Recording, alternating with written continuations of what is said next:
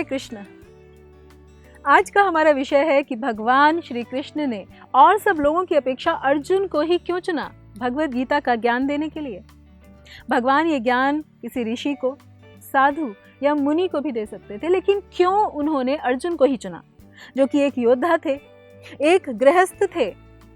और यही नहीं कि उन्होंने अर्जुन को ही भगवत गीता क्यों कही, बल्कि ये भी एक महत्वपूर्ण प्रश्न उठता है कि क्यों युद्ध का क्षेत्र, वो भी ऐसा समय जब युद्ध का शंख बज चुका था, बस युद्ध की शुरुआत ही होनी थी। और क्या युद्ध का मैदान कोई जगह है फिलॉसफी समझाने की या फिर समझने की? शायद नहीं, पक्का नहीं। तो इसे ऐसे समझते हैं कि जैसे फिल्म्स में होता है ना कि डायरेक्टर ऐसे सीन सेट करता है कि एकदम क्लाइमैक्स सीन में हीरो आता है हीरोइन को बचाने के लिए, सब लोग सीटी बजाते हैं, ताली मारते हैं, एक्साइटमेंट होती है, लोग सोचते हैं कि अब क्या होने वाला है। तो भगवान श्री कृष्ण योग योगेश्वर इन सब की शुरुआत बहुत पहले ही कर चुके हैं, क्योंकि वे तो सारी दुनिया को डायरेक्ट करने वाले हैं। पूरी दुनिया के डायरेक्टर जो ठहरे, वो एकदम सही समय, स्थान और व्यक्ति का चुनाव करते हैं गीता का ज्ञान देने के लिए, क्योंकि श्री कृष्ण लोगों को इस एक प्रसंग से बहुत सारी बातें बताना चाहते हैं। जरा सोचिए कि 64 करोड़ लोग युद्ध के मैदान में खड़े हैं, शंख बज चुका है, बिगुल तुरही सब कुछ हो चुका है, और बस जैसे ही डायरेक्टर ने बोला कट एक्शन, तभी नायक यानी अर्जुन कहते हैं कि नहीं, मुझे युद्ध नहीं करना। 13 सालों की युद्ध की तैयारी के बाद युद्ध स्थल में अपने सगे संबंधियों को देखकर हताश निराश अर्जुन ने भगवान श्री कृष्ण से ये शब्द कहे,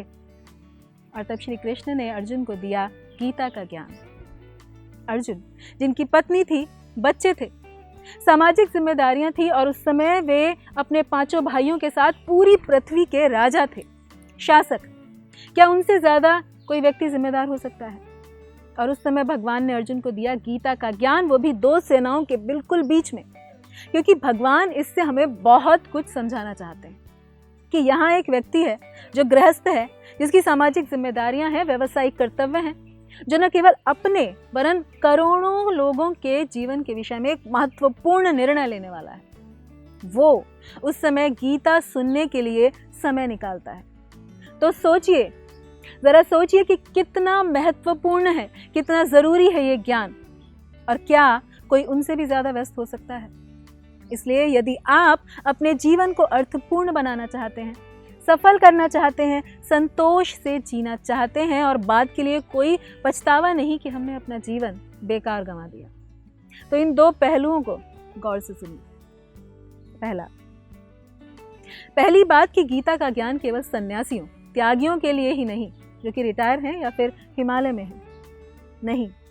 क्योंकि अर्जुन जो कि एक गृहस्थ था, जिसके अनेक कर्तव्य थे, जिम्मेदारियां थी, उस समय उनके पुत्र थे, पौत्र थे, तो ये कोई नहीं कह सकता कि गीता अभी नहीं, क्योंकि अधिकतर लोग ये सोचते हैं कि गीता यानी रिटायरमेंट के बाद, तब सोचेंगे,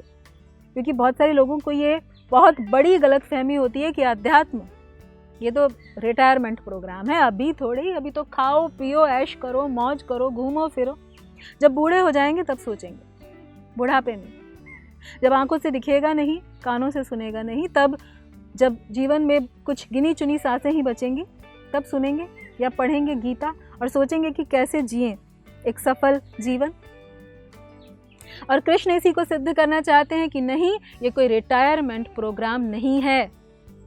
कौमार आचरेत प्राज्ञो, ये ज्ञान 5 वर्ष की उम्र से सिखाया जाना चाहिए, ताकि इस ज्ञान को सीखने वाला हर व्यक्ति बुद्धि में, आचरण में, चरित्र में समर्थ और सक्षम बन सके और एक सफल जीवन जी सके। दूसरा, कुछ लोग गीता को देखते ही इतने भयभीत हो जाते हैं, डर जाते हैं कि नहीं, इसे हम अभी नहीं पढ़ेंगे, नहीं तो हम भी साधु हो जाएंगे, और इसीलिए कहते हैं कि जब जिंदगी के बाकी सारे काम हो जाएंगे तब सोचेंगे। गीता में अर्जुन भगवान से सन्यास की बात कहते हैं, जबकि पूरी गीता भगवान ने अर्जुन को सिर्फ ये समझाने के लिए कही कि अपना कर्म करो, युद्ध करो, लेकिन सिर्फ अपनी चेतना को, अपनी प्रेरणा को बदलो। बल्कि अर्जुन तो युद्ध क्षेत्र में अपने सगे संबंधियों को देखकर कहते हैं कि नहीं, मैं भिक्षा मांगकर जी लूंगा, पर ऐसा युद्ध नहीं करूंगा। और पूरी गीता में भगवान उन्हें अपना कर्म यानी युद्ध करने के लिए ही प्रेरित करते हैं। क्योंकि अर्जुन एक जिम्मेदार योद्धा थे और उस समय वे युद्ध स्थल में थे। वो एक विश्व युद्ध था जहां वे एक महत्वपूर्ण निर्णय लेने वाले थे, न केवल अपने बल्कि लाखों करोड़ों लोगों के जीवन मृत्यु का निर्णय। और तब भगवान 1.5 घंटे तक अर्जुन को भगवत गीता का ज्ञान देते हैं, ये बताने के लिए कि जब अर्जुन जैसा जिम्मेदार व्यक्ति इसके लिए समय निकाल सकता है तो हम कौन है ये कहने वाले कि नहीं, अभी मैं बहुत बिजी हूँ, अभी हमारे पास टाइम नहीं। और भगवान यहाँ हमें ये भी समझाना चाहते हैं कि जीवन में किसी भी महत्वपूर्ण निर्णय से पहले हम यदि गीता के ज्ञान को जानेंगे, समझेंगे, तो हम हमेशा सफल होंगे और हमें पछताना बिल्कुल नहीं पड़ेगा।